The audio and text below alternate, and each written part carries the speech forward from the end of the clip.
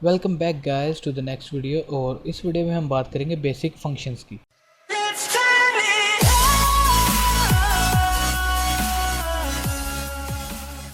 Actually हमें PHP में functions की ज़रूरत क्यों पड़ती है, या किसी भी प्रोग्रामिंग लैंग्वेज में हम फंक्शंस को क्यों यूज़ करते हैं, हमें फंक्शंस क्यों क्रिएट करना पड़ते हैं। फंक्शंस की सबसे बड़ी जो एडवांटेज है वो ये है कि रीयूजेबिलिटी।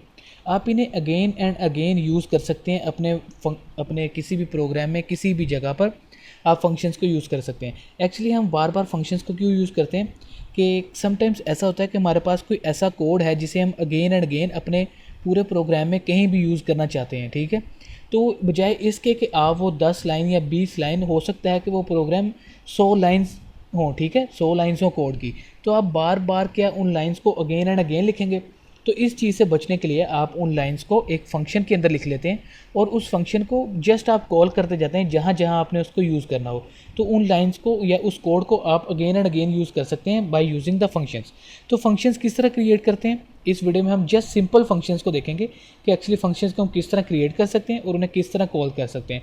आगे फर्दर मैं और 2 वीडियोज़ बनाऊँगा जिसमें हम फंक्शंस में आर्ग्यूमेंट्स पर और रिटर्न वैल्यूज़ पर भी बात करेंगे, लेकिन इस वीडियो में हम सिर्फ बेसिक फंक्शंस को देखते हैं कि वो उनकी क्रिएशन किस तरह है और उनको कॉल किस तरह किया जा सकता है। सो बेसिक फंक्शन का स्ट्रक्चर कुछ इस तरह से है कि आप सबसे पहले जो कीवर्ड है वो लिखेंगे फंक्शन, उसके बाद राउंड ब्रैकेट्स और उसके बाद अगेन कर्ली ब्रैकेट्स। तो ये एक सिंपल से फंक्शन का स्ट्रक्चर है कि सबसे पहले फंक्शन का कीवर्ड आएगा, ठीक है, उसके बाद राउंड ब्रैकेट्स और उसके बाद करली ब्रैकेट्स। तो ये तो जस्ट एक सिंटैक्स है, लेकिन हर फंक्शन को हमने एक खास नेम देना होता है ताकि आप नेम के साथ हर फंक्शन को एक दूसरे से अलग से आइडेंटिफाई कर सकें और उनको उनके नेम के साथ कॉल कर सकें। तो हर फंक्शन का जो नेम है वो फंक्शन के कीवर्ड के बाद आप लिखेंगे, ठीक है। तो इस फंक्शन का आप कोई भी नेम दे सकते हैं।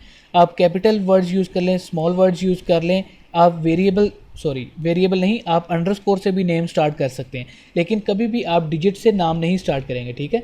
और हमेशा कोशिश करें कि फंक्शन को वो नाम दें जो उस फंक्शन की फंक्शनैलिटी को जाहिर करे। तो जिस तरह एक फंक्शन क्रिएट करते हैं सम के नेम से, तो नाम से ही जाहिर है कि ये 2 डिजिट्स को सम कर रहा है, ठीक है। तो इसके अंदर फंक्शन के अंदर जाहिर सी बात है कि कोई ऐसा कोड है जिसे आप बार बार यूज़ करना चाहते हैं। तो इस फंक्शन के अंदर हम क्या कोड लिख रहे हैं कि 2 वेरिएबल्स डिक्लेयर करवाते हैं। वेरिएबल वन की वैल्यू हमने रख ली 10, ठीक है। इसी तरह हम वेरिएबल 2 डिक्लेयर करें, उसकी वैल्यू रख ली है 5, और एक वेरिएबल क्रिएट कर लिया सम, और उसकी जो वैल्यू है वो इक्वल है वेरिएबल 1 प्लस वेरिएबल 2 के, यानी दोनों वेरिएबल्स के सम के, और इसी सम के वेरिएबल को हम एको भी कर देते हैं। तो ये फंक्शन क्या कर रहा है, ये फंक्शन एक सम का फंक्शन है जो कि 2 वेरिएबल्स की वैल्यूज़ हैं जिसके अंदर स्टोर हैं, और उन 2 वेरिएबल्स को सम करके एक थर्ड वेरिएबल में स्टोर करवा रहा है और उसे एको कर रहा है, ठीक है। तो हमारा फंक्शन क्रिएट हो गया। अपने ब्राउज़र को रिफ्रेश करते हैं। अपने ब्राउज़र को रिफ्रेश किया तो कुछ भी शो नहीं हुआ, इसका मतलब है कि हमारा फंक्शन जो है वो सक्सेसफुली क्रिएट हो गया और कोई भी एरर नहीं आ रहा। तो आपने फंक्शन तो क्रिएट कर लिया, उसके बाद किसी भी फंक्शन को यूज़ किस तरह करना है।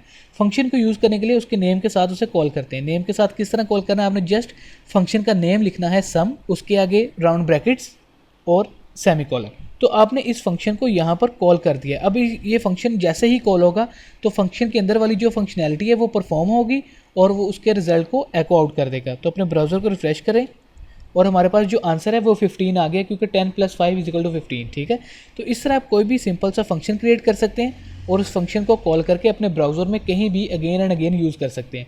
तो ये जस्ट एक बेसिक सी एग्जांपल है। नेक्स्ट वीडियो में हम देखेंगे कि हम यूज़र से किस तरह इन या फंक्शन कॉल करते वक्त रन टाइम में ये वैल्यूज़ किस तरह गेट कर सकते हैं और आर्ग्यूमेंट्स किसी भी फंक्शन में किस तरह पास कर सकते हैं।